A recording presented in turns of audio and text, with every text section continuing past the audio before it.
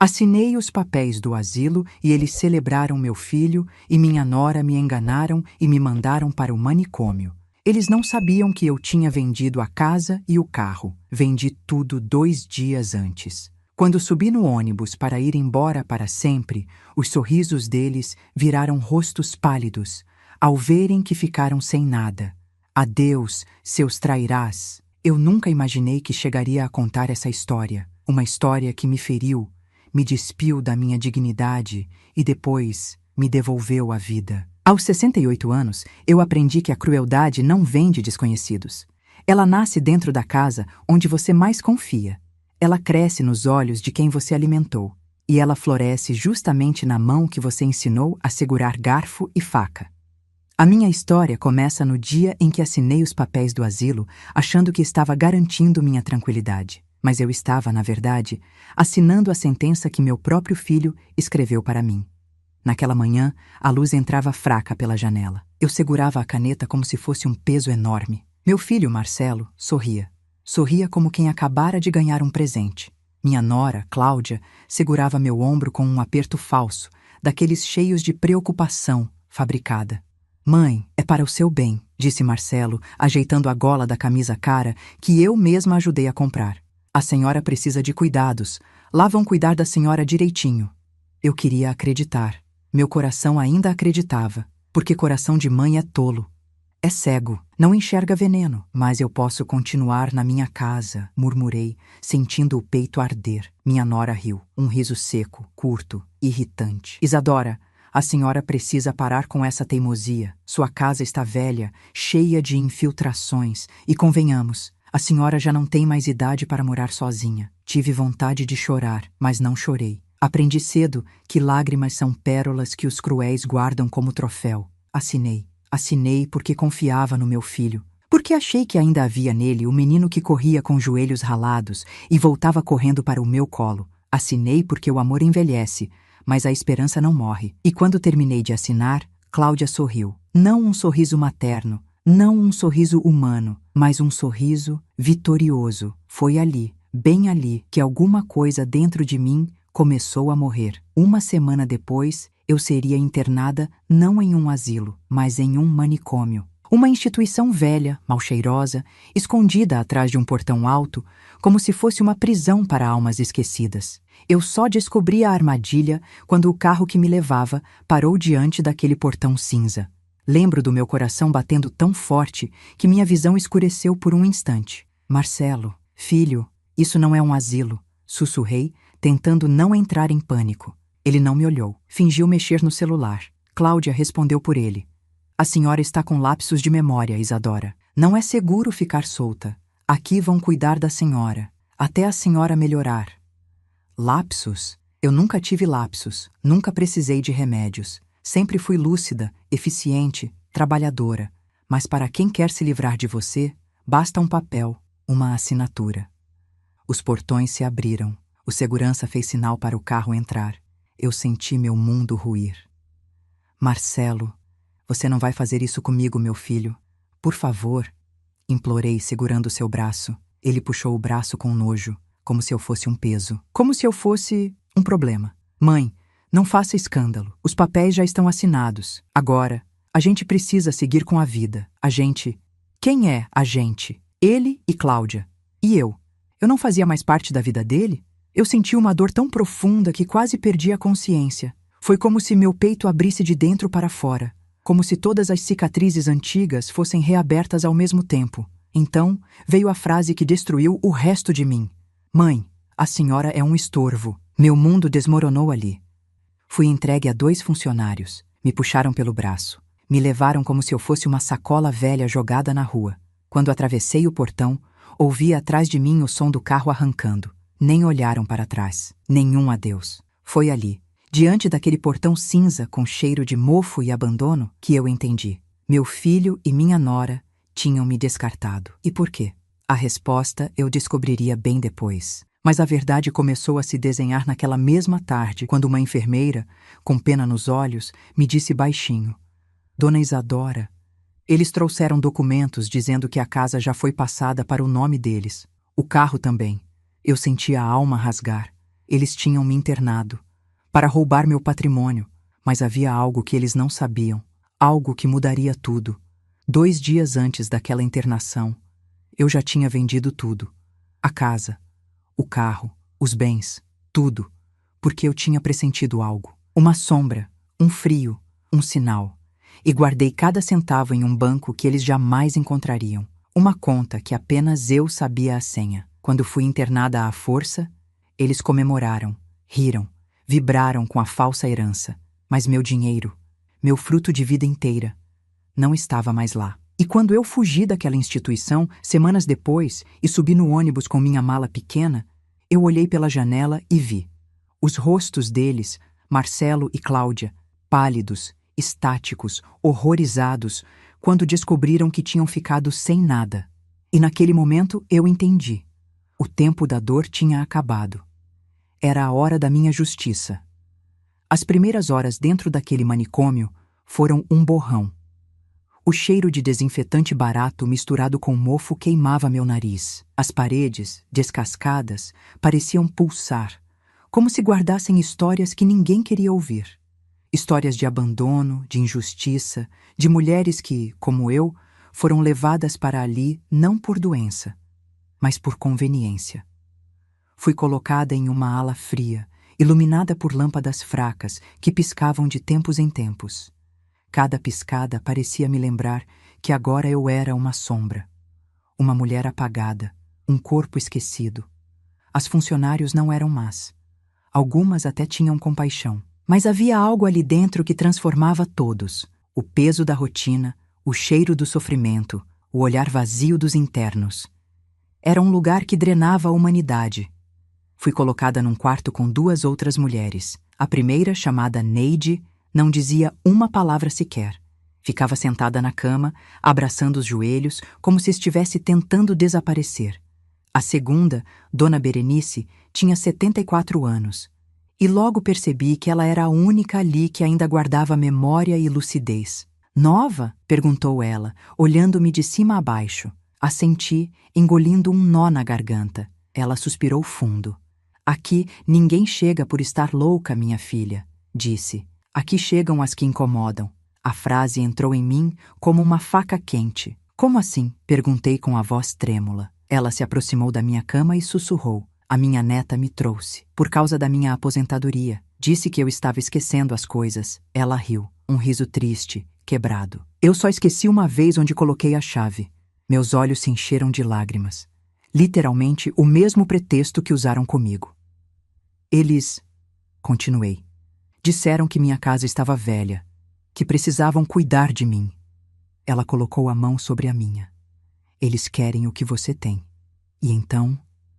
Ela me contou. Aquele lugar não era um manicômio comum. Era uma instituição onde famílias abandonavam idosos como quem despeja móveis velhos.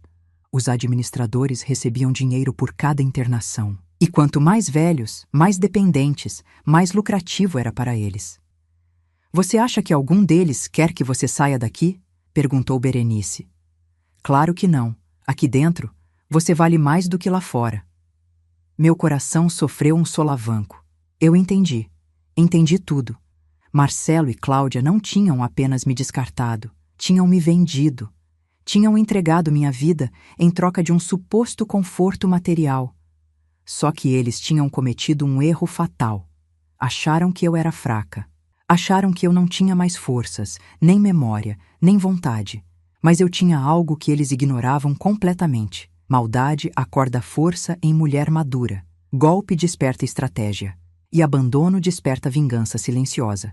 Nos dias seguintes, percebi que a instituição tinha uma rotina cruel.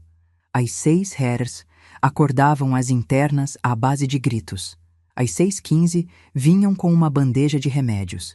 Eram remédios para acalmar, diziam. Mas eu sabia o que eram. Drogas para apagar quem ainda tinha lucidez. No terceiro dia, quando tentaram me forçar a tomar os comprimidos, eu fechei a boca. A funcionária, impaciente, apertou minhas bochechas para tentar abrir minha mandíbula. Foi aí que ouvi alguém dizer: Não insiste, essa aí. Essa ainda tem fogo no olho. Eu virei o rosto e vi um enfermeiro alto, de barba grisalha, me observando. Foi a primeira vez que senti que alguém ali me via, não como interna, mas como pessoa. Qual o nome da senhora? Perguntou ele. Isadora, respondi, tentando recuperar a dignidade. Ele assentiu devagar. A senhora não parece precisar desses remédios, mas antes que pudesse continuar, a supervisora o cortou. Pedro, cumpra o protocolo. O olhar dele mudou. Ele piscou como quem engole a própria opinião. Ele colocou os comprimidos na minha mão e murmurou, baixo demais para a supervisora ouvir. Finja que tomou. Eu olhei para ele, surpresa. Jogue na pia depois.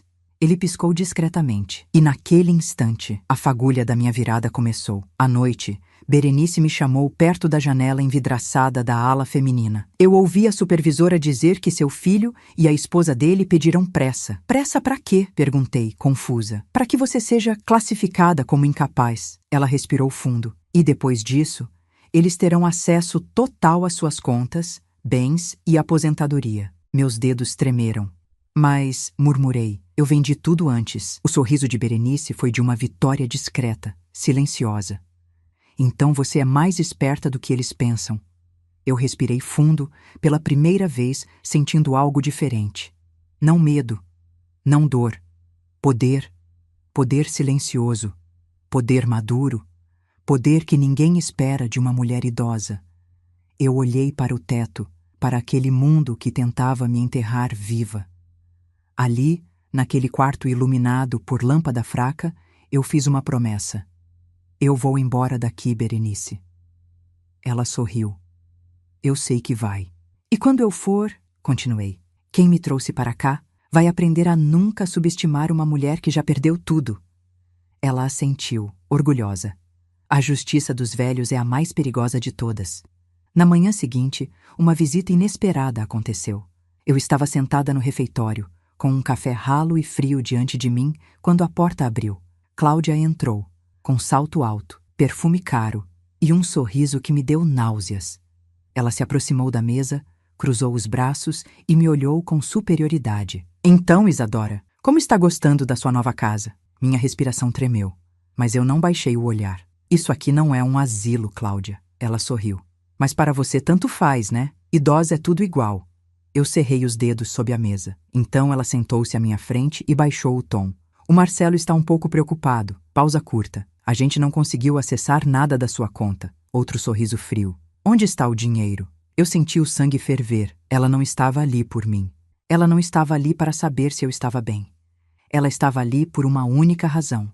Ganância. Pura, suja, miserável ganância.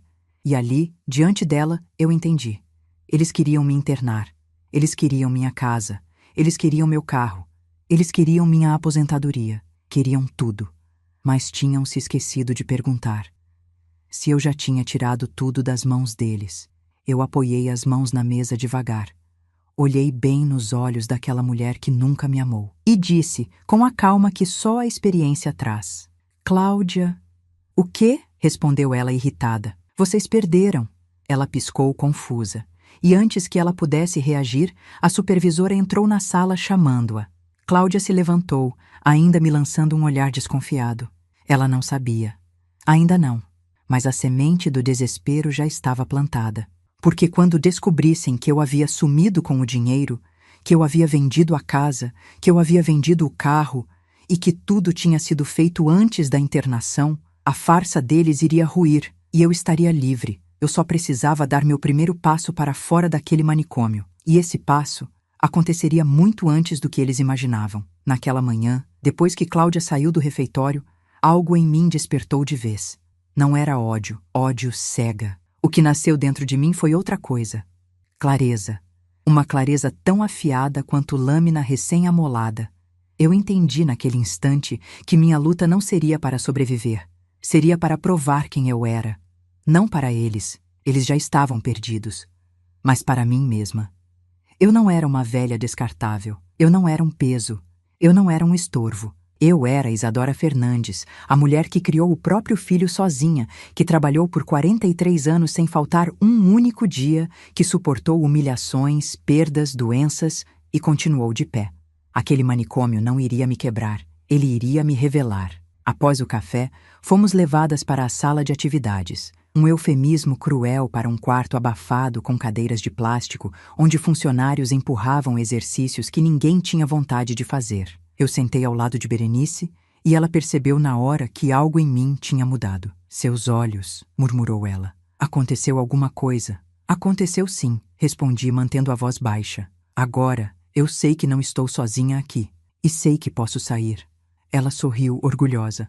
Toda fuga começa dentro da cabeça. Do outro lado da sala, vi o enfermeiro Pedro observando-nos. Ele fingia arrumar medicamentos, mas seus olhos não desgrudavam de mim. Havia algo ali, uma espécie de preocupação silenciosa misturada com respeito. E então percebi que ele estava segurando um envelope discreto. Quando a supervisora saiu por alguns minutos, ele caminhou devagar até nós. Dona Isadora, disse ele, entregando-me o envelope sem que ninguém percebesse. Leia isso quando estiver sozinha. Minha pele arrepiou. Berenice e eu trocamos um olhar rápido. Pedro voltou ao posto como se nada tivesse acontecido. Quando me levaram de volta ao quarto para o descanso da tarde, fechei a porta com cuidado, sentei na cama e abri o envelope com mãos trêmulas. Dentro havia uma carta escrita à mão. Dona Isadora, eu estou aqui há 17 anos e sei quando uma interna está no lugar errado. A senhora não pertence a este lugar. Descobri que sua internação foi irregular. Seu filho pagou a supervisora para colocá-la aqui usando o laudo de outra pessoa. Tenho provas. Mas não posso agir sozinho. Eles me vigiam. A supervisora está envolvida. O diretor também. Se a senhora quiser sair daqui, precisaremos montar um plano. A ajuda está vindo de outra pessoa também. Alguém importante. Por favor, tenha calma, não tome os remédios e espere meu sinal. Assinado, Pedro. Por um momento senti o coração parar. Marcelo, meu filho, tinha ido tão longe assim, a ponto de comprar um laudo, a ponto de me enterrar viva. Uma parte de mim queria morrer de tristeza, outra queria gritar, mas a parte mais silenciosa, a que sempre me guiou, apenas fechou a carta com cuidado e respirou fundo. Eu estava certa. Eu não era fraca. Eu não estava perdida. Eu era perigosa para eles, e por isso queriam me apagar. Naquela noite, ouvi passos no corredor, portas se abrindo, portas se fechando, gritos distantes de outras internas que já tinham perdido a lucidez. Neide, a mulher que dividia o quarto comigo, começou a tremer de medo. Eles vêm, murmurava, encolhida na cama. Eu sentei ao lado dela e segurei sua mão. Ninguém vai te machucar, sussurrei. Ela levantou os olhos lentamente e pela primeira vez falou uma frase completa. Eles me trouxeram porque eu era incômoda. A palavra incômoda ecoou dentro de mim. Quantas mulheres estavam ali porque atrapalhavam o conforto de alguém? Quantas foram enterradas vivas pelo machismo, pela ganância, pelo descaso? Quantas eram chamadas de loucas quando, na verdade, eram só vozes que ninguém queria ouvir? Eu deixei uma lágrima cair. Nós vamos sair daqui, disse a ela. Eu prometo. Na manhã seguinte, antes do café, Pedro me chamou discretamente para o consultório médico. Fechou a porta, trancou e encostou-se à parede, visivelmente tenso. O tempo está acabando, dona Isadora, disse ele. Sua avaliação psiquiátrica foi antecipada. Isso é péssimo. O que acontece se eu passar nessa avaliação? Perguntei, apesar de já saber. Pedro suspirou fundo. O juiz concede incapacidade total. Seu filho pega tudo. E a senhora nunca mais sai daqui. Minha respiração travou. Pedro continuou. Mas existe algo que pode mudar tudo. A pessoa que mencionei na carta chegou hoje. Quem? Perguntei com o coração disparado. Ele olhou ao redor, certificando-se de que estávamos sozinhos. Seu advogado. Meu corpo inteiro estremeceu. Mas eu não tenho advogado, murmurei. Agora tem, Pedro respondeu. Foi Berenice quem pediu ajuda para ele. Antes de sua internação, ela encontrou um cartão dele no chão da recepção. Guardou. Esperou alguém que merecesse ajuda. E disse que a senhora era essa pessoa. Eu levei a mão à boca, emocionada. Onde ele está? Pedro entregou-me uma chave. Na sala de descanso da ala administrativa, às 14h. Entre sozinha. Ele estará esperando. Eu segurei a chave com tanta força que quase perfurei minha palma. Pedro colocou a mão sobre a minha e disse: Dona Isadora. Ele respirou fundo. Eu prometo que vou ajudá-la a sair daqui. mas precisa ser hoje, antes que o laudo seja enviado ao juiz. Meu coração batia tão alto que eu mal conseguia ouvir a própria voz. Eu farei o que for preciso. Pedro assentiu. Então hoje começa a sua liberdade. Eu voltei para a ala feminina com o coração acelerado. Me sentei ao lado de Berenice e segurei sua mão. Hoje eu vou conhecer meu advogado, sussurrei. Os olhos dela se iluminaram. Então você vai sair, disse ela. Vou sim, respondi. Mas naquele instante percebi algo nos olhos de Berenice. Tristeza. O que houve? Perguntei. Ela respirou fundo. Quando você for embora, eles vão olhar para mim de novo. Pausa. E eu não tenho mais ninguém lá fora. Meu peito apertou. Eu segurei suas mãos com firmeza. Berenice, se eu sair daqui, você sai também. Ela engasgou num soluço. Não diga isso se não for verdade. É verdade, respondi. Você vai comigo, eu prometo. Berenice chorou em silêncio. E eu chorei junto. Aquela instituição havia nos negado afeto, voz, dignidade. Mas ali, naquela manhã, duas mulheres esquecidas encontravam uma a outra. E encontravam também sua força. Às 14 horas em ponto, caminhei pelo corredor da ala administrativa com a chave de Pedro escondida na manga. Meu coração parecia um tambor. Abri a porta da sala de descanso. E lá, sentado em uma poltrona cinza, com uma pasta preta no colo, estava um homem de terno escuro. Ele levantou os olhos e disse: Dona Isadora, eu fui contratado para tirá-la daqui. Sua luta agora é minha. Meu corpo inteiro estremeceu e eu entendi. A liberdade começaria naquele exato momento. E a justiça estava finalmente a caminho. O homem sentado na poltrona levantou-se devagar quando entrei. Ele tinha porte firme, olhar atento e uma postura que imediatamente transmitia segurança. Era como se, pela primeira vez em semanas, eu pudesse respirar um ar que não estivesse contaminado por medo. Meu nome é Renato Cardoso, disse ele, estendendo-me a mão. Sou advogado há 23 anos, especializado em casos de internações irregulares e abandono de idosos. Senti meus olhos arderem. Raramente alguém falava comigo de forma tão respeitosa. Eu não sei como agradecer, murmurei, emocionada. Não agradeça ainda, respondeu ele, com seriedade. Primeiro, precisamos tirá-la daqui. Renato abriu a pasta preta. Lá dentro havia documentos, fotos impressas, cópias de laudos, recibos, registros de entrada e saída da instituição. Recebi uma ligação anônima, explicou ele. Alguém daqui de dentro me disse que havia uma interna incomodando. Um sorriso triste apareceu no canto da boca dele. E na minha experiência, quando uma idosa incomoda, geralmente está mais lúcida do que todos. Fechei os olhos por um instante. Era Berenice. Eu sabia. Renato continuou. Antes de vir, fiz uma investigação preliminar. E Isadora. O que encontrei é grave, muito grave. Seu filho e sua nora não só falsificaram um laudo psiquiátrico, como pagaram para que esta instituição a aceitasse ilegalmente. Ele empurrou um papel na minha direção. Aqui está a cópia da transferência bancária. Eles pagaram 20 mil reais para que você fosse internada sem processo judicial. Meu coração bateu tão forte que doeu. Eles me descartaram como se eu fosse lixo, sussurrei. Eles tentaram, sim, disse Renato, mas cometeram erros graves, e isso será a ruína deles. Respirei fundo, sentindo a força voltar ao meu corpo. Renato então abriu outro envelope. Aqui está o mais importante, o contrato de venda da sua casa e do seu carro. Ele me olhou nos olhos, surpreso. A senhora fez isso 2 dias antes da internação? Assenti devagar. Eu senti... não sei explicar. Senti que algo ruim estava vindo. Renato se recostou na cadeira, impressionado. Isadora, a senhora salvou a própria vida. Literalmente. Ele colocou o contrato sobre a mesa. O patrimônio agora não está mais no seu nome. E eles não têm como alegar nada na justiça. Ele sorriu. Isso os destrói, totalmente. Um nó de choro subiu pela minha garganta. Mim? Perguntei. Como saio daqui? Renato abriu o último documento. Consegui com um juiz amigo meu uma ordem de avaliação externa emergencial, válida por 24 horas. Um psiquiatra independente virá aqui às 19 horas de hoje. Ele é especialista em detectar fraudes. Ele me fitou com firmeza. O diretor e a supervisora não sabem disso ainda, e não podem impedir. Eu suspirei. sentindo esperança pela primeira vez em muito tempo.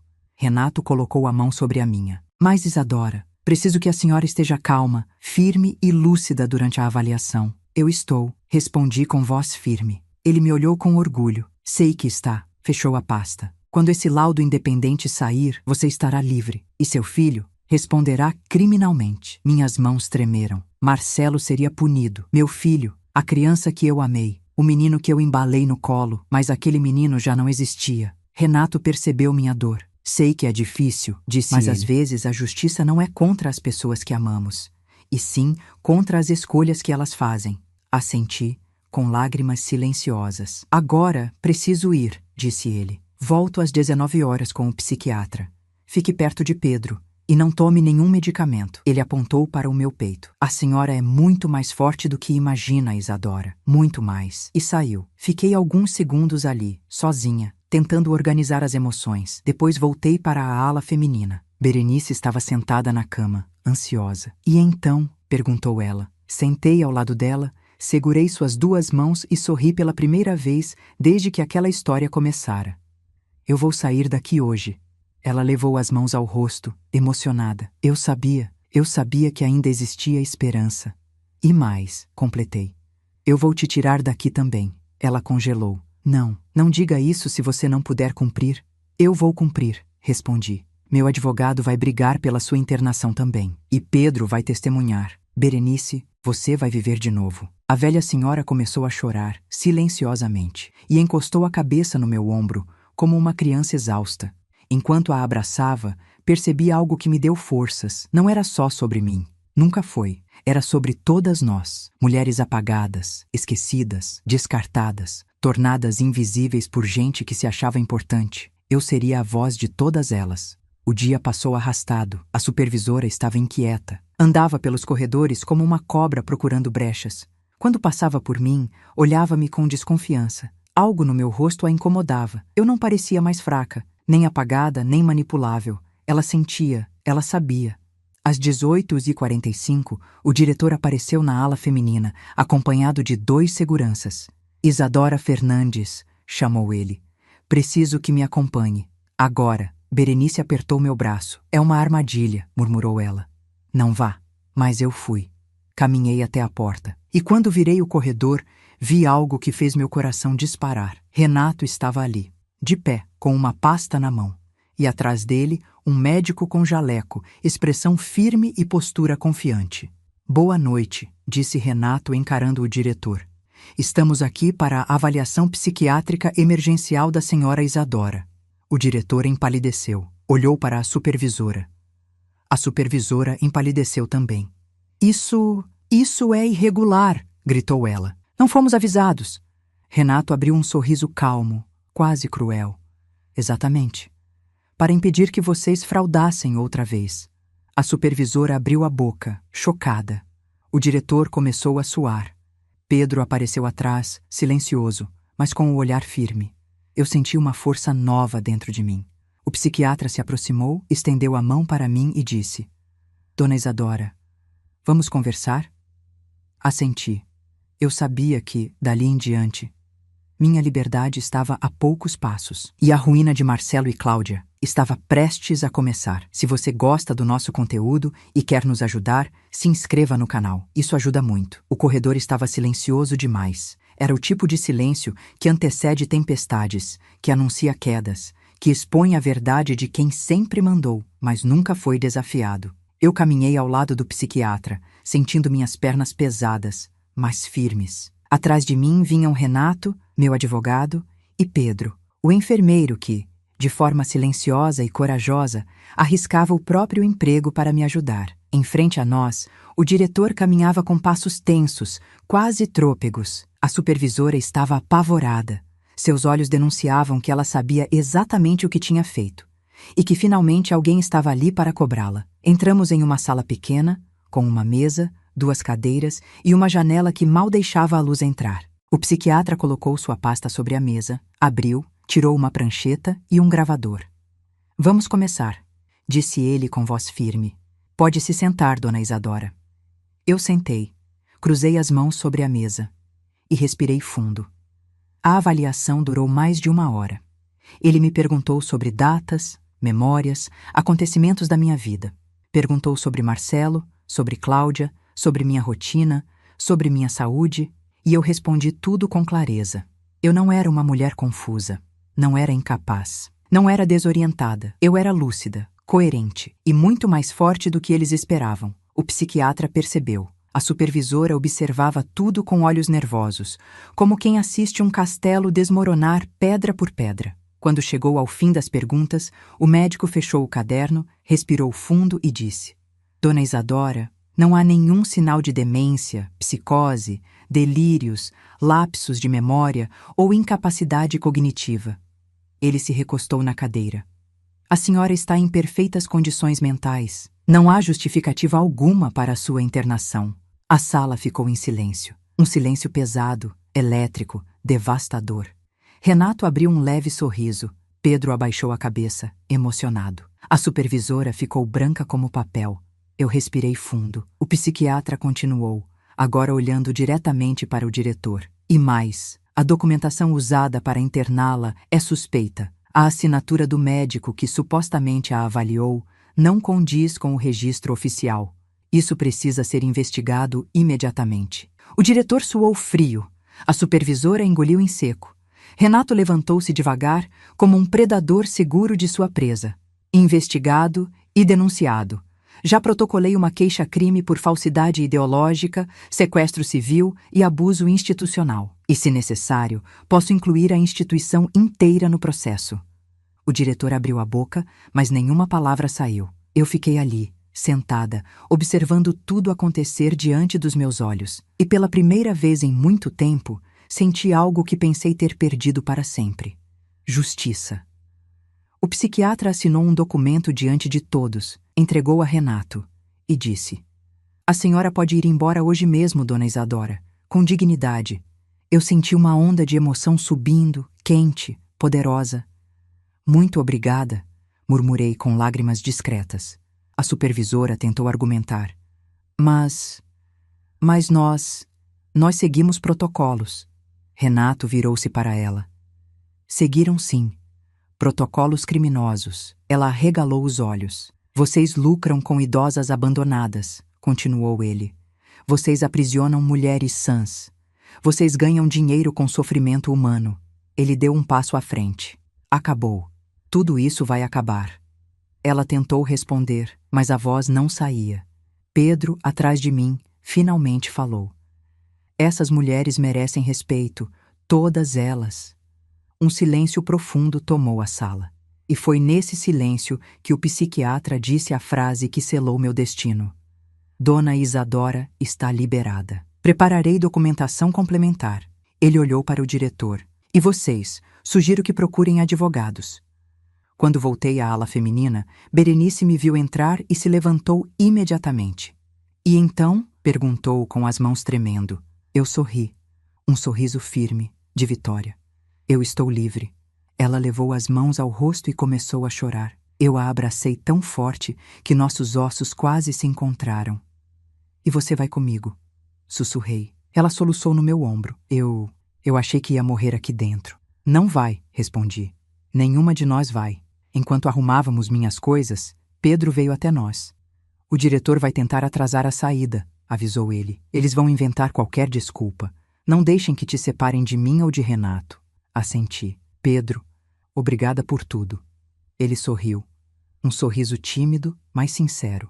Quando a senhora entrou, eu vi nos seus olhos que não pertencia a esse lugar. Pausa. Mas agora vejo outra coisa. A senhora tem força para derrubar qualquer um. Toquei a mão dele, emocionada. Você me devolveu dignidade, Pedro. Às 18 horas de ponto, Renato retornou. Recuperou meus documentos, assinou os papéis de liberação, chamou Berenice como minha acompanhante provisória. E quando atravessamos o portão da instituição, senti o ar entrar nos pulmões como se eu respirasse de verdade pela primeira vez em semanas. Mas a melhor parte ainda estava por vir. O portão se abriu. E lá fora, parado na calçada, estava Marcelo, meu filho, com o rosto pálido, desfigurado, apavorado.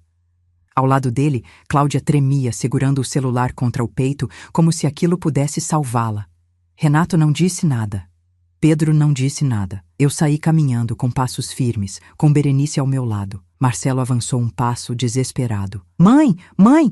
O que aconteceu? Você não devia estar saindo agora. Eu parei diante dele. Olhei nos olhos do homem que um dia eu amei incondicionalmente e disse com a voz mais calma da minha vida: Eu já sei de tudo, Marcelo. Ele empalideceu ainda mais. Mãe, eu posso explicar. Não precisa, respondi.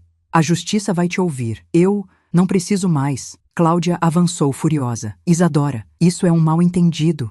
Onde está a escritura? Onde está o dinheiro da casa? Onde estão os... Eu sorri. Um sorriso curto, cirúrgico, letal. Vendidos, tudo, antes de vocês me internarem. O choque nos rostos deles foi quase bonito de ver. Marcelo deu um passo atrás. Cláudia abriu a boca, sem conseguir respirar direito. Vocês, continuei, não ficaram só sem a casa. Pausa. Ficaram sem mim.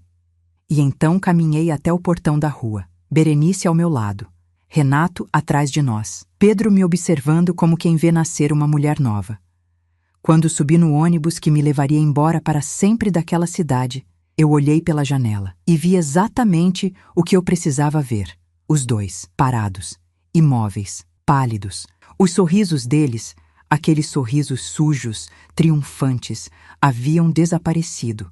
Agora eram só dois traidores desesperados olhando a vida escorrer pelas mãos. Então eu disse baixinho: Adeus, seus traíras. E o ônibus partiu. E eu renasci.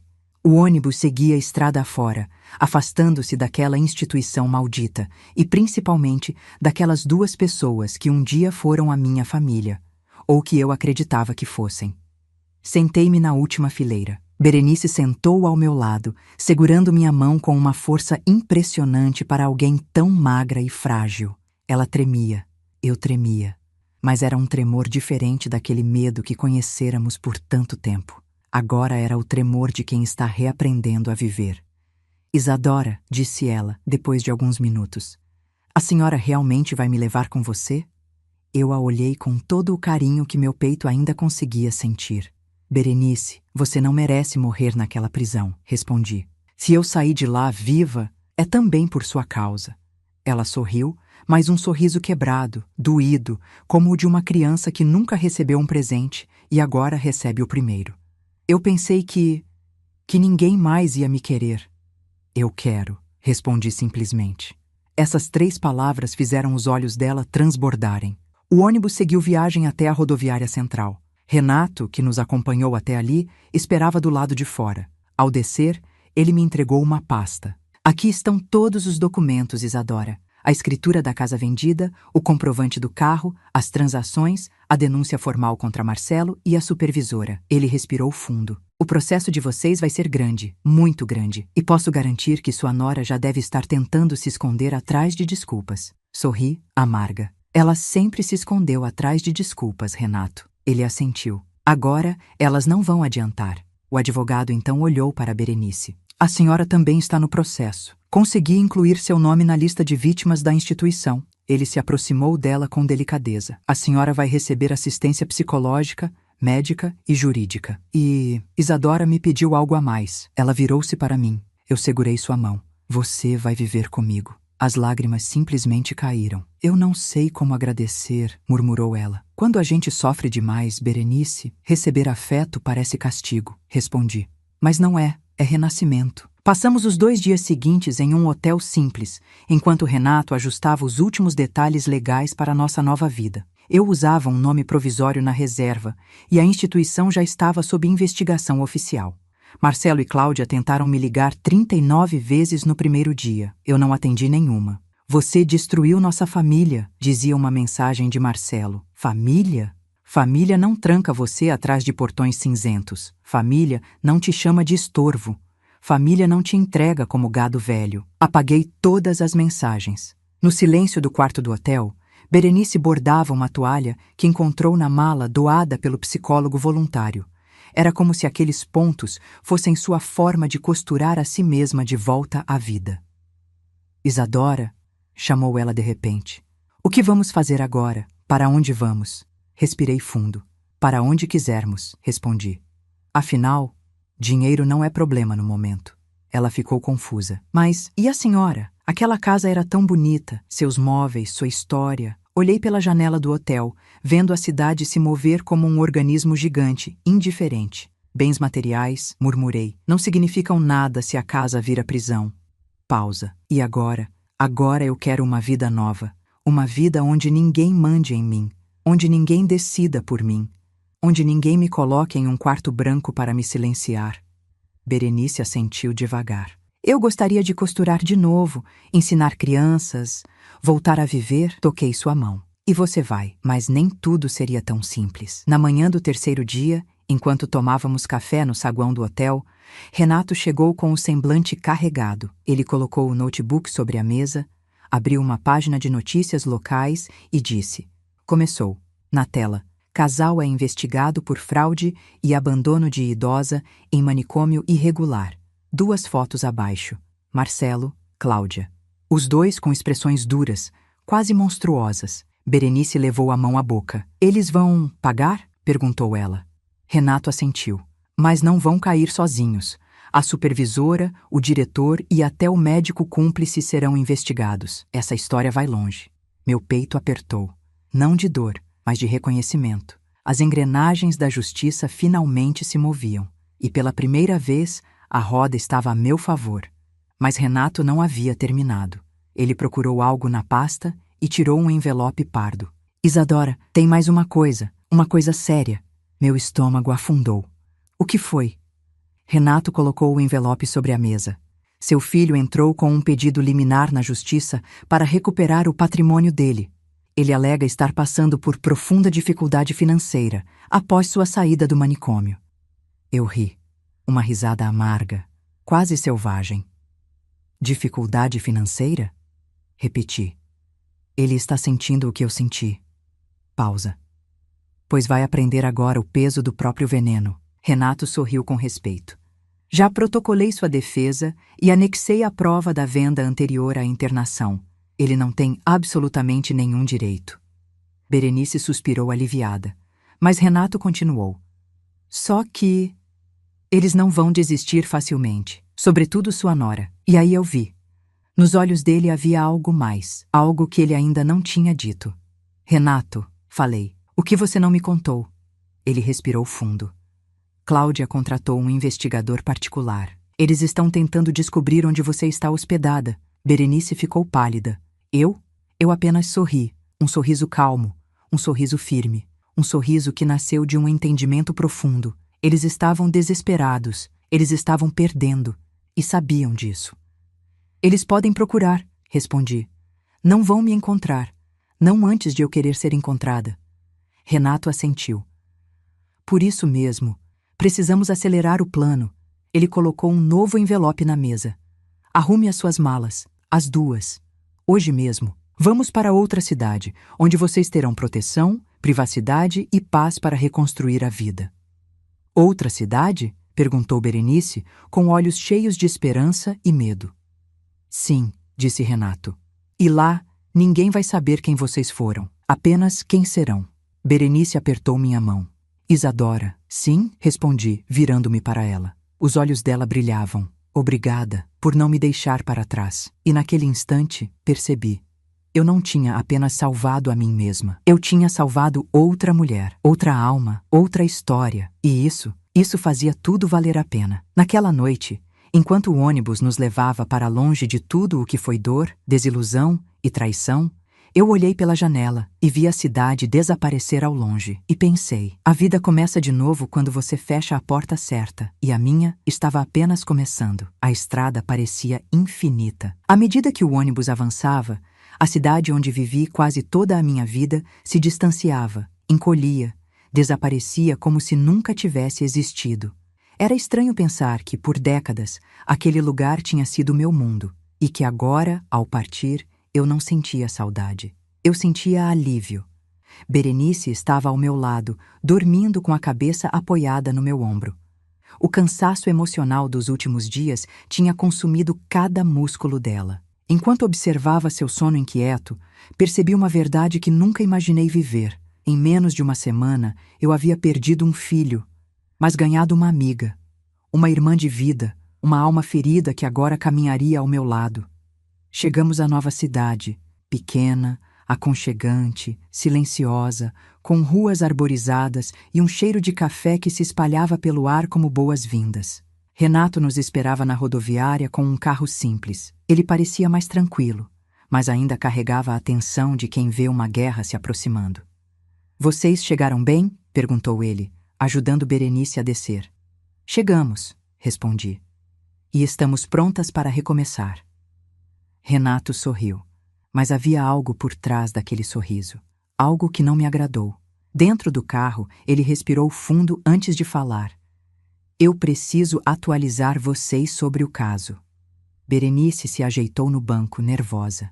Eu fiquei em silêncio, esperando. "E seu filho, Isadora, entrou com uma nova petição", disse ele, "agora alegando que a senhora agiu sob influência de terceiros e que a venda da casa deve ser anulada." Eu ri, um riso cansado, mas firme. "Ele está cavando a própria cova jurídica." "Está", respondeu Renato. "Mas não subestime o desespero de quem está perdendo tudo." Berenice tocou meu braço. "Eles podem descobrir onde estamos?" "Por enquanto não", respondeu Renato. "O endereço está protegido, mas precisamos tomar cuidado." Respirei fundo. "Renato, eu não vou mais fugir, não vou mais viver como presa. Cansei de ter medo." "Eu sei", respondeu ele, "mas agora precisamos agir com inteligência." Ele olhou pelo retrovisor. "A queda deles já começou. Só precisamos garantir que seja completa." Nos instalamos numa pequena pousada afastada do centro. Quartos simples, mas limpos. Camas macias. Silêncio.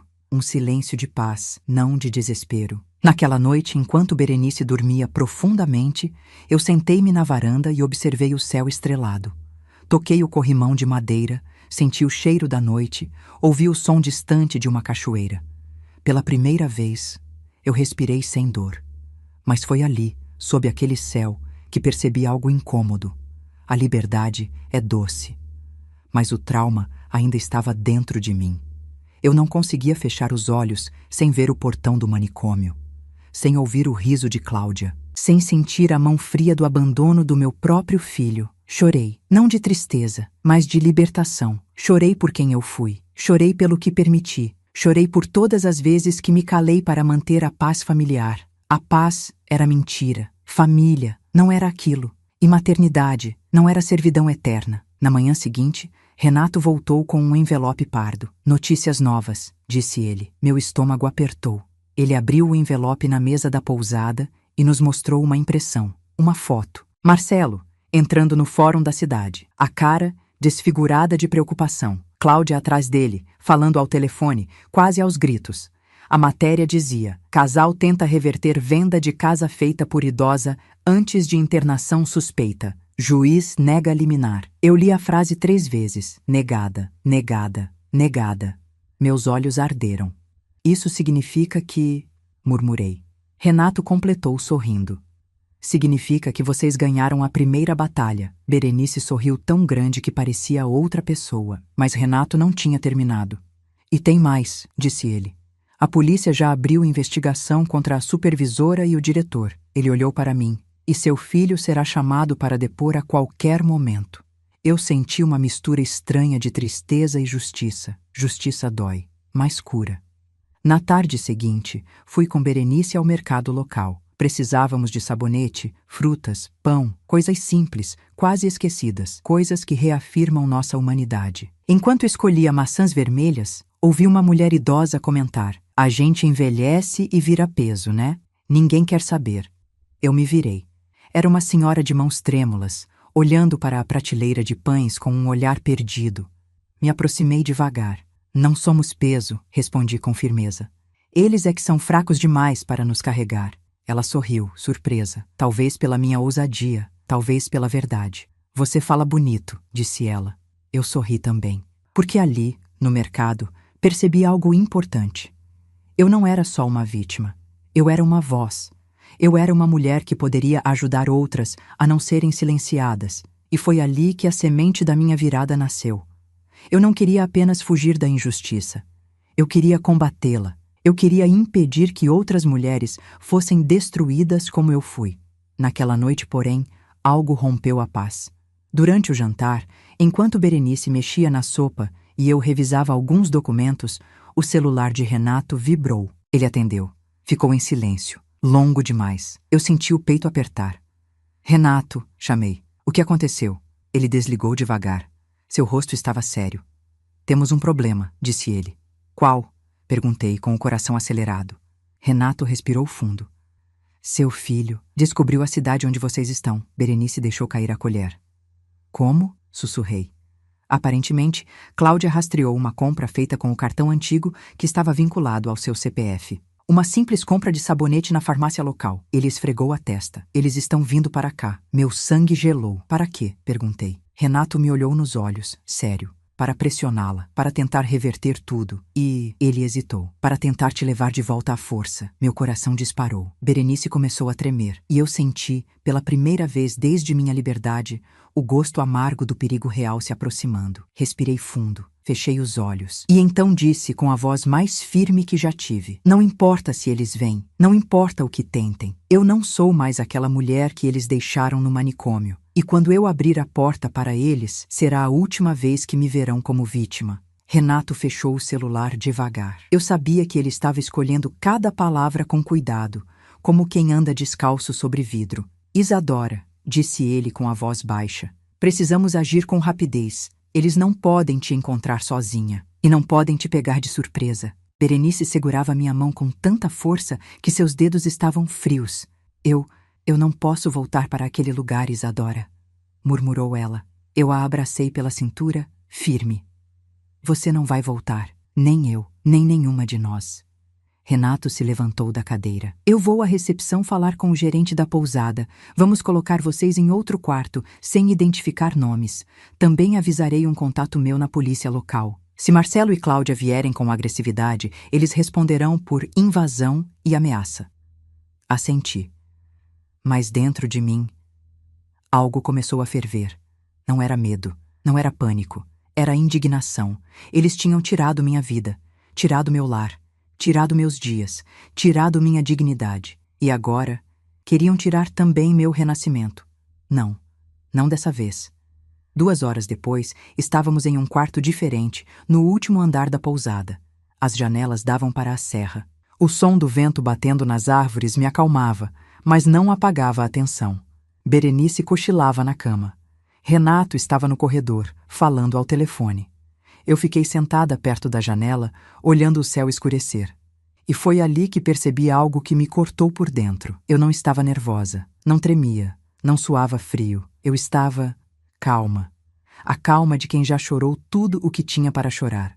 A calma de quem não tem mais nada a perder. A calma de quem finalmente descobriu sua força. Por volta das 9 da noite, um carro estacionou em frente à pousada. Renato entrou no quarto às pressas. Eles chegaram. Berenice acordou com um salto. Meu coração bateu forte. Não de medo, mas de decisão. Renato se posicionou perto da porta. Vou descer para falar com eles. Quero entender o que pretendem. Ele se virou para mim. Você fica aqui. Não saia até eu voltar. Assenti, mas não prometi nada. Renato saiu. Berenice estava tremendo. Isadora, e se eles tentarem te levar? Eles não vão, respondi. E sabe por quê? Ela negou com a cabeça, assustada. Eu me aproximei dela, porque pela primeira vez na vida eu tenho testemunhas, tenho documentos, tenho provas, tenho um advogado, tenho laudo psiquiátrico. Pausa. E tenho a mim mesma. Ela começou a chorar baixinho. Você é forte, murmurou. Nunca conheci mulher como você. Eu lhe beijei a testa. Agora descanse. Hoje, quem perde é eles. A tensão ficou insuportável quando ouvi vozes lá embaixo. Não vozes, gritos, de Marcelo. Minha mãe está aqui, sim. Eu quero falar com ela. Tenho esse direito. A voz dele ecoou pelo saguão como uma faca batendo contra ferro. Cláudia gritou logo em seguida. Essa mulher é mentalmente instável. Temos que levar ela embora. Ah, eles estavam desesperados, perdidos. A ruína começava a queimar por dentro. Eu caminhei até a porta. Meu coração pulsava tão firme que senti minha respiração se transformar em coragem. Berenice me segurou pelo ombro. Não, não vai, Isadora. Eu preciso ir, respondi. Essa história só termina quando eu terminar. Ela apertou meus dedos. Eu confio em você. E então, abri a porta, desci a escada devagar, com a postura ereta, como uma mulher que enterrou a dor e agora caminhava apenas com a dignidade. Renato estava diante deles, mantendo distância física e legal. Marcelo virou-se e me viu. O rosto dele mudou completamente. Ele parecia ver um fantasma. Mãe, disse arfando. Mãe, que bom que você saiu do quarto. A gente só quer conversar. Cláudia deu alguns passos à frente. Isadora, você não entende nada do que está acontecendo. Você foi manipulada. Estão te enganando. Ela sorriu. Um sorriso falso, torcido. Nós só queremos ajudar. Eu parei no último degrau, olhei para ambos e respirei. Longo, profundo, doloroso. Eu sei muito bem o que está acontecendo, disse, com a voz mais calma que já ouvi sair da minha própria boca. Mãe, por favor, insistiu Marcelo quase chorando. A nossa família está desmoronando. Eu o interrompi. Marcelo, a nossa família já estava desmoronando muito antes. Pausa. No dia em que você me chamou de estorvo, ele ficou em silêncio. Cláudia engoliu seco. Eu desci o último degrau. Vocês querem falar de manipulação? Perguntei. Vocês falsificaram o laudo psiquiátrico. Vocês pagaram pela minha internação. Vocês tentaram roubar minha casa, meu carro, minha aposentadoria, minha vida. Marcelo olhou para o chão. Cláudia manteve a postura arrogante. A senhora está interpretando errado, começou ela. Interpretando? Minha voz ecoou forte. Eu sobrevivi a um manicômio, Cláudia. Eu vi mulheres sendo silenciadas lá dentro. Eu vi o que vocês planejaram para mim. Pausa. E mesmo assim, vocês ainda acham que podem me fazer duvidar da minha própria sanidade. Os dois ficaram imóveis. Eu continuei. Não sou eu que estou sendo investigada. Pausa. São vocês. O rosto dela empalideceu. Marcelo começou a suar. Vocês vão responder na justiça, finalizei. E eu não vou recuar. Marcelo deu um passo à frente desesperado. Mãe, você vai destruir a gente. Eu o olhei com tristeza profunda. Eu não. Pausa lenta. Vocês se destruíram sozinhos quando decidiram se livrar de mim. O silêncio encheu o saguão. Eu senti o ar ficar pesado. Cláudia tentou dar um passo, mas Renato bloqueou. Chega, disse ele. Vocês estão proibidos de se aproximar dela. Ele mostrou o papel. Medida protetiva concedida há 30 minutos. A expressão de Cláudia pareceu derreter. Marcelo tropeçou para trás. Eu respirei fundo, venci o último pedaço de dor interna que ainda restava e disse: adeus. Me virei. Subi as escadas com a cabeça erguida e deixei para trás aquilo que um dia me destruiu. Ouvi a porta da pousada se fechando atrás de mim. E naquele som, eu renasci pela segunda vez. Depois do confronto na pousada, não consegui dormir. Fiquei sentada na cadeira perto da janela, observando o vento balançar as árvores. Por mais que eu mantivesse a postura firme diante deles, dentro de mim havia rachaduras. E cada rachadura contava uma história. A do abandono, a da humilhação, a do manicômio, a de uma mãe que amou demais e foi traída por esse amor. Berenice dormia profundamente na cama ao lado. Respirava com dificuldade, sequela dos anos de remédio forçado, mas respirava. E cada respiração dela me lembrava que eu não estava sozinha. Do lado de fora da porta, Renato mantinha vigília. Ele foi claro: Marcelo e Cláudia teriam que respeitar a ordem judicial. Mas sabemos que pessoas desesperadas quebram regras. E eles estavam desesperados. Na manhã seguinte, Renato entrou no quarto com um semblante misto de cansaço e eficiência. A audiência emergencial foi marcada, disse ele. Em 2 semanas, Marcelo e Cláudia precisarão se apresentar formalmente. O juiz quer ouvir vocês também. Eu me preparava psicologicamente. Eu sabia que esse momento chegaria. A justiça não corre, mas ela caminha. E quando caminha, pisa firme. Decidimos mudar de pousada mais uma vez. Não por medo, mas por estratégia. A nova pousada era ainda mais afastada, rodeada por morros verdes e pelo som distante de um rio. Quando chegamos, senti algo que não sentia há muito tempo. Paz. Uma paz que não pedia explicações. Uma paz que não parecia erro. Berenice sentou-se na cama e tocou o colchão macio. Sabe, Isadora, ela disse, eu tenho medo de sentir isso. Sentir o quê? Tranquilidade. É como se, quando algo bom acontece, meu corpo esperasse que algo ruim viesse logo atrás. Parei. Olhei nos olhos dela. Eu também sinto isso. Ela sorriu triste. Então quer dizer que a gente não enlouqueceu? Não. Pausa. Quer dizer que a gente sobreviveu. Ela levou as mãos ao rosto e chorou. Não era choro de desespero, era choro de libertação. E eu chorei junto. Durante os dias seguintes, criamos uma rotina. Berenice gostava de bordar à tarde. Eu, de caminhar pelas ruas tranquilas, sentindo o cheiro de padaria e o barulho de crianças brincando. Era estranho e bonito. Era como viver uma vida emprestada, uma vida que não parecia minha, mas que finalmente servia. Numa dessas caminhadas, entrei numa pequena papelaria. A dona, uma senhora de cabelos brancos presos num coque simples, me sorriu. Bom dia, querida. Pode olhar com calma. Comecei a olhar cadernos, tintas, agendas e senti algo mexer dentro de mim. Passei os dedos sobre um caderno de capa azul marinho. Ele estava em promoção, simples, bonito. A senhora se aproximou e disse: "Quer levar? Esse caderno costuma encontrar pessoas que estão recomeçando." Eu sorri. "E como a senhora sabe que estou recomeçando?" Ela me olhou nos olhos, olhos de quem já viveu muito. Porque só recomeça quem olha para os cadernos vazios. Comprei. Voltei para a pousada com aquele caderno nas mãos, como se carregasse um pedaço de mim mesma. E naquela noite, abri a primeira página. Escrevi: "Meu nome é Isadora Fernandes. Tenho 68 anos. E esta é a primeira vez que escrevo minha vida não como vítima, mas como sobrevivente." Fechei o caderno com cuidado. Algumas páginas atrás, dentro de mim, tinham sido escritas com lágrimas. Mas aquelas eram páginas de renascimento.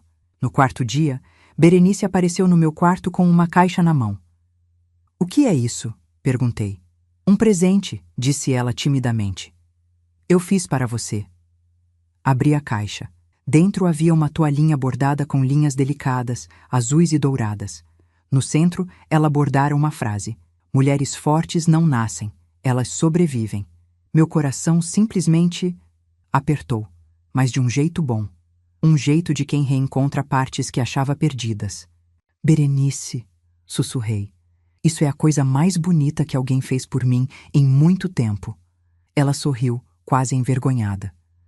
"Eu queria te agradecer. Você me salvou 2 vezes, me tirou daquele lugar, e agora está me ensinando a viver de novo."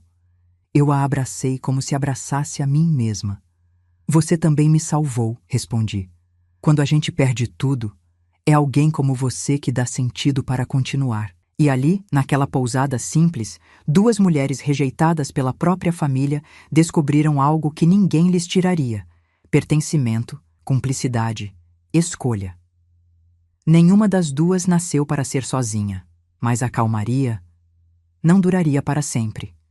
Na noite do 5º dia, enquanto jantávamos no pequeno refeitório, Renato entrou apressado, com os olhos atentos e o celular na mão. "Preciso que vocês escutem isto", disse ele. Ele colocou o celular sobre a mesa e apertou o play. A voz de Marcelo ecoou no alto-falante, tensa, nervosa, agressiva. "Eu não vou deixar minha mãe destruir a minha vida. Se ela não voltar atrás, eu faço ela voltar, de um jeito ou de outro." Meu sangue gelou. Berenice apertou meu braço tão forte que senti ardor.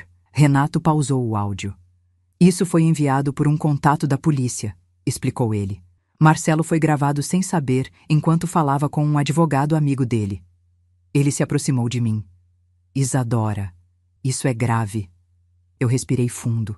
"Ele está ameaçando me forçar a desistir do processo." "Sim", respondeu Renato. "E isso significa 2 coisas. Primeiro, ele está perdendo completamente o controle. Segundo, ele pretende agir antes da audiência." Berenice começou a chorar. Eu apenas fechei os olhos, não de fraqueza, mas de decisão. "Renato", murmurei, "se ele vier atrás de mim..." "Ele será preso", respondeu o advogado. "E isso encerrará tudo." Eu abri os olhos e disse algo que nem eu sabia que estava carregando dentro de mim. "Então deixe ouvir." Renato arregalou os olhos. "Isadora, não estou dizendo que quero confronto", respondi. "Estou dizendo que não vivo mais fugindo." Pausa. "Ele tomou de mim tudo o que podia. Agora, ele vai enfrentar a mulher que sobrou. E a mulher que sobrou era a mais forte de todas." Naquela noite, não consegui dormir novamente.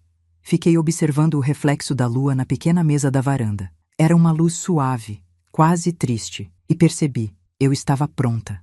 Pronta para o fim, pronta para a verdade, pronta para a justiça, pronta para encarar meu próprio sangue, porque às vezes a pior violência que existe é aquela que vem de dentro da família, mas a sobrevivência também nasce ali. E eu sobrevivi. Agora era hora de vencer. O amanhecer seguinte chegou com um silêncio estranho. Não era o silêncio tranquilo que eu tinha aprendido a apreciar nas últimas semanas. Era um silêncio pesado, tenso, um silêncio de aviso. Berenice preparava café na pequena cozinha da pousada. Eu a observei mexendo a colher, com mãos ainda trêmulas, mas mais firmes do que quando a encontrei pela primeira vez. "Dormiu bem?" perguntei. Ela sorriu, fraco. Tentei, mas fiquei pensando na gravação, naquelas palavras. Eu respirei fundo. "Não deixe que o medo fale mais alto que sua vida nova." Ela assentiu, mas no fundo eu sabia. Medo não some, medo se doma. Renato chegou alguns minutos depois, segurando um jornal dobrado e o celular em modo silencioso. "Temos problemas", disse ele, antes mesmo de sentar. Meu estômago se contraiu. "O que houve?" perguntei. Ele abriu o jornal em cima da mesa. E lá estava. Filho alega que mãe idosa foi sequestrada por grupo de apoiadores e está sendo manipulada. A reportagem mostrava uma foto minha antiga, tirada de uma ocasião familiar, usada sem permissão. Marcelo aparecia na matéria dizendo: "Minha mãe sempre teve problemas de memória e fragilidade emocional. Ela foi enganada por pessoas que querem dinheiro. Eu só quero a minha mãe de volta." Fechei o jornal devagar. Meu coração não doeu. Meu coração queimou. Ele estava tentando inverter tudo. Ele estava tentando me transformar outra vez na mulher fraca que ele acreditava poder controlar. "Isso pode prejudicar o caso?" perguntei, tentando manter a calma. Renato balançou a cabeça. "Não. Na verdade, pode ajudar, porque agora temos prova de que ele está tentando manipular a opinião pública. Mas," ele respirou fundo, "significa que eles estão prontos para qualquer coisa. Inclusive, vir atrás de você novamente." Berenice tocou meu braço, assustada. "Isadora, a gente precisa sair daqui." Mas antes que eu pudesse responder, o celular de Renato vibrou. Ele atendeu imediatamente. "Sim." Pausa longa. "Tem certeza?" Outra pausa. "Mantenha a distância. Eu estou indo." Ele desligou e me olhou. Sério. "Eles estão na cidade." Meu sangue gelou. "Marcelo e Cláudia?" "Sim," respondeu ele. "Foram vistos perto da rua principal. Estão perguntando por hotéis, pousadas. Você sabe como é cidade pequena. Notícias espalham rápido." Berenice arregalou os olhos, apavorada. "Eles vão nos encontrar. Eles vão te levar. Eles vão..." Segurei a mão dela com firmeza. "Não vão. Renata está conosco. A polícia está conosco." Pausa. "E eu estou comigo mesma. Isso faz toda a diferença agora." Renato respirou fundo. "Precisamos adiantar o plano. Hoje mesmo, vamos ao escritório local de assistencial jurídica. Vamos protocolar o pedido de proteção definitiva. E amanhã, vocês serão transferidas para uma casa segura que aluguei no seu nome, Isadora, em sigilo absoluto." Berenice quase chorou de alívio. Eu apenas assenti, mas por dentro algo se movia. Algo que estava crescendo há semanas. Algo que não era medo nem raiva, era discernimento. A confiança era bonita, mas ingenuidade, não. Eu sabia que Marcelo não estava vindo para conversar. Ele estava vindo para terminar o que começou. Saímos da pousada pelas portas laterais, pegamos um carro alugado e seguimos por estradas secundárias, evitando o centro. No caminho senti o ar ficar pesado. É curioso como o corpo pressente perigo antes da mente. É algo ancestral, algo que sobreviventes reconhecem. Berenice encolheu-se no banco de trás. Renato dirigia concentrado, atento a cada curva, cada farol, cada sombra. Mas foi na altura da avenida principal que tudo mudou. Um carro preto passou devagar pelo lado oposto da pista, tão devagar que o movimento pareceu calculado. Eu o reconheci na hora. Era o carro de Marcelo. Meu coração disparou, mas eu não me escondi. Não desviei o olhar. Eu encarei. E por um segundo, Marcelo também me viu através do vidro. Os olhos dele, antes cheios de arrogância, agora eram 2 buracos queimando de desespero. O carro acelerou. Renato praguejou. "Eles estão seguindo a gente." Eu respirei fundo. Continue. Não pare. Ele assentiu e virou numa rua estreita, mas o carro preto reapareceu no cruzamento seguinte. Eles sabem que estamos próximos, sussurrou Berenice. Eu me inclinei no banco, observando o retrovisor. Eles sabem, sim. Pausa. Por que não vieram me procurar? Como assim? Perguntou Renato. Respirei fundo. Eles vieram me capturar. Renato apertou o volante. Eles não vão conseguir, eu prometo.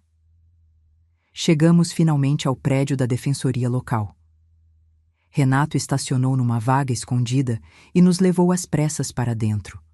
O advogado que nos aguardava era um senhor de voz calma, experiente, com olhar empático. Renata me explicou tudo, disse ele. Vamos protocolar o pedido de proteção definitiva, e a senhora também poderá abrir um processo criminal adicional por injúria e difamação.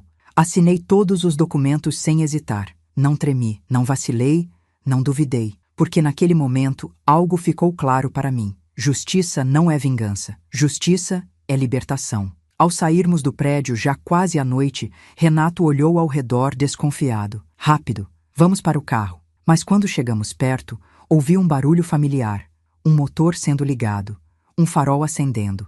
E lá estavam eles, Marcelo, Cláudia, dentro do carro preto, parados a poucos metros de nós. O motor ronronava como fera prestes a atacar. Os olhos deles estavam fixos em mim. Berenice agarrou meu braço. Isadora, por favor. Mas eu dei um passo à frente. Renato tentou me puxar. Isadora, não! Renato, respondi firme. Chegou a hora. O carro preto avançou alguns metros. Eu não recuei. Marcelo abriu a porta do motorista e desceu devagar. Cláudia saiu do outro lado. Eles caminharam até mim. E quando ficaram a poucos passos, Marcelo gritou: Mãe, você está arruinando a minha vida. Eu o encarei com a frieza de quem já viu o próprio inferno e voltou. Eu estou recuperando a minha. Cláudia apontou o dedo para mim, histérica. Você é uma velha ingrata. Nós tentamos te ajudar. Você destruiu a nossa vida. Minha voz saiu baixa, firme e mortal. Eu destruí? Pausa. Ou vocês destruíram tudo quando tentaram me enterrar viva? Eles ficaram em silêncio, não de respeito, mas de impotência. Porque naquele instante eles entenderam. Eu não era mais a mulher que assinaram para morrer.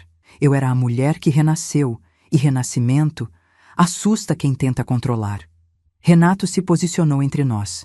A partir de agora, qualquer aproximação será registrada como violação judicial. Um passo a mais e vocês serão presos. Marcelo olhou para mim, desesperado. Não ódio, não raiva, desespero. Mãe, por favor, volta para casa, volta para mim. Eu não respondi na hora. Eu deixei o silêncio falar primeiro. E depois, olhando diretamente nos olhos dele, os mesmos olhos que um dia pertenceram a um menino bom, eu disse: Não existe mais casa, Marcelo. Pausa. E você não existe mais como filho. Cláudia perdeu o chão. Marcelo cambaleou para trás. Renato nos conduziu até o carro. Berenice chorava baixinho. E eu não chorava. Eu apenas sentia. E o que eu sentia era puro, honesto, verdadeiro. Liberdade. Finalmente, liberdade. O carro onde eu estava seguiu em silêncio por alguns minutos após o confronto. Renato dirigia sem desviar os olhos da estrada. Berenice segurava minha mão como se eu fosse desaparecer se ela soltasse. Eu olhava pela janela e via meu reflexo tremendo no vidro. Não de medo, não mais. Era o tremor de quem acabou de encerrar um ciclo de décadas, um ciclo que me consumiu, me cegou, me machucou e que agora, finalmente, eu tinha declarado encerrado. Meu filho tinha ouvido da minha boca a sentença final. Ele não existia mais como filho. Não foi vingança, foi sobrevivência. Chegamos à casa segura que Renato havia alugado. Era simples, mas bonita. Paredes claras, cheiro de madeira nova, janelas amplas. Quando entrei, senti algo que me pegou de surpresa. Aquela casa parecia minha. E talvez fosse. Não por documento, mas por destino. Berenice caminhou pelos cômodos como uma criança descobrindo o mundo. Ah, Isadora, tem uma varanda, disse ela sorrindo. E tem rede, respondi. Você sempre disse que queria uma. Ela viu a rede vermelha pendurada na varanda e quase chorou. Eu não acredito que alguém pensou nisso. Alguém pensou, respondi, tocando o ombro dela. Você merece. Ela apertou minha mão, e eu soube, naquele instante, que aquela casa seria testemunha do nosso renascimento. Renato entrou depois de nós com uma pasta preta, uma pasta mais pesada do que as anteriores. Precisamos conversar, anunciou ele. Nos sentamos à mesa. Renato abriu a pasta e espalhou alguns papéis. O juiz já recebeu a medida protetiva. Agora vocês estão oficialmente proibidas de serem procuradas por Marcelo e Cláudia. Pausa. E eles estão proibidos de chegar a menos de 500 metros de qualquer local onde vocês estiverem. Berenice suspirou aliviada. Mas isso não impede que eles continuem tentando manipular a mídia. Renato assentiu. Sim, e é por isso que tomei outra providência. Ele abriu mais um documento. Hoje, às 9 da manhã, o Ministério Público abriu denúncia formal contra a instituição e contra seu filho. Eu senti a cadeira tremer sob mim. Contra o Marcelo? Murmurei. Sim, disse Renato. Por falsidade ideológica, abandono afetivo qualificado, sequestro civil e tentativa de estelionato. Por um segundo, me faltou ar. Meu filho seria julgado. Meu filho enfrentaria a lei. Meu filho enfrentaria aquilo que deveria respeitar desde o início. Renato percebeu meu conflito interno. Isadora, escute, disse ele, baixando o tom. Isso não é contra o Marcelo. Pausa. É contra o que ele escolheu fazer com você. Fechei os olhos. E finalmente entendi. Eu não era culpada por exigir justiça. Eu era digna dela. Quando abri os olhos, perguntei com voz firme. O que acontece agora? Renato respirou fundo. Agora, esperamos. Mas não por muito tempo. Ele abriu o laptop, mostrou uma gravação. Marcelo, sentado na cela da delegacia, gritando com o policial. Eu não sou criminoso. Eu sou o filho dela. Ela que é ingrata. Eu assisti em silêncio. Não reconheci aquele homem. Aquele não era o menino que eu criei. Aquele era o produto trágico de escolhas egoístas. Berenice tocou minha mão. Não olhe assim, Isadora. Você não falhou como mãe. E então, pela primeira vez, eu disse a verdade. Eu falhei. Sim, pausa. Falhei ao amar de um jeito que destruía a mim mesma. Berenice chorou. Renato abaixou o laptop. Agora é a vez deles colherem o que plantaram. Esta mesma tarde, recebi uma mensagem inesperada. Renato olhou para o telefone e disse: é do delegado responsável pelo caso. Meu coração disparou. O que foi? É sobre Cláudia, respondeu ele. Ela também foi presa? Não ainda, disse Renato. Mas ele respirou fundo. Cláudia admitiu que Marcelo planejava te tirar da cidade à força caso a justiça não anulasse a venda da casa. Eu coloquei a mão no peito. Então, ele realmente iria me sequestrar outra vez. Renato assentiu. Sim, e essa confissão dela te livra de qualquer dúvida jurídica. Agora você é oficialmente vítima reconhecida pelo Estado. Eu engoli a seco. Berenice, atrás de mim, apertou meus ombros. Isadora, você venceu. Pela primeira vez permiti-me sentir. Eu venci. Mas não como imaginava. Não com ódio, não com grito, não com vingança. Eu venci com verdade. Eu venci com caráter. Eu venci com reconstrução. E principalmente, eu venci ao não permitir ser apagada. À noite, enquanto Berenice fazia chá e Renato revisava documentos, sentei-me na varanda da casa nova. A lua estava cheia, redonda, clara, presente. E ali, respirando o cheiro da noite, falei baixinho. Eu sobrevivi. A frase saiu com uma força que me surpreendeu. Porque não era só sobrevivência física. Era sobrevivência emocional. Sobrevivência da identidade. Sobrevivência da dignidade. Eu tinha renascido. E o mundo finalmente reconhecia isso. Mas ainda faltava a última parte, a parte mais importante, encerrar essa história de forma sábia, humana e justa. Porque vingança destrói, mas justiça ensina. E eu estava pronta para ensinar. O amanhecer daquele dia parecia diferente. O vento soprava leve, como quem anuncia que algo grande estava prestes a mudar. Eu estava sentada na varanda, com o caderno azul que comprei semanas antes sobre o colo, quando Renato saiu da casa falando ao telefone. O rosto dele dizia tudo. Ele desligou devagar, respirou fundo e sentou-se diante de mim. Isadora, começou ele. O Ministério Público concluiu a análise. Pausa. E o juiz acabou de decidir o destino de Marcelo e Cláudia. Meu coração bateu forte. Não de medo, mas de fechamento. Eu assenti. Diga. Renato abriu a pasta, mas não precisou olhar para ela. Ele sabia tudo de cor. Marcelo será processado por falsidade ideológica, sequestro civil, abandono afetivo qualificado, tentativa de fraude patrimonial e coação direta contra a idosa vulnerável. Senti o ar faltar por um segundo, não porque eu queria vê-lo preso, mas porque pela primeira vez o mundo dizia em voz alta aquilo que tentei gritar durante toda a minha vida. Eu não estava errada. Eu não era louca. Eu não era fraca. Eu era vítima. Renato continuou. Ele será solto enquanto aguarda o julgamento, mas está proibido de se aproximar da senhora.